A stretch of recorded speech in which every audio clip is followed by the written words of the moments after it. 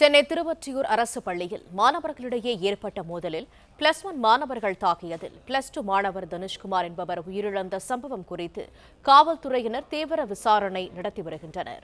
இது தொடர்பான கூடுதல் தகவல்களை தருகிறார் எமது செய்தியாளர் வெங்கடேசன். வெங்கடேசன், முழு விவரங்கள் என்ன?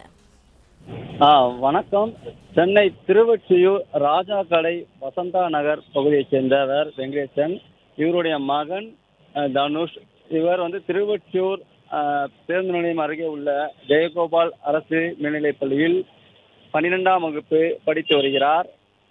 இந்நிலையில் பள்ளியில் படிக்கும் 11ஆம் வகுப்பு படிக்கும் மாணவன் தனுஷ் இவர்களுக்கிடையே முன்னிறுத்தம் காரணமாக இன்று 11ஆம் வகுப்பு படிக்கக்கூடிய தனுஷ் சக மாணவர்கள் 10 பேர் 12ஆம் வகுப்பு படிக்கக்கூடிய மாணவன் தனுஷை பேருந்து நிலையம் அருகே இருக்கக்கூடிய பின்புறத்தில் மாணவனை அழைத்து சென்று அவரை சரமாரியாக தாக்கியுள்ளனர்.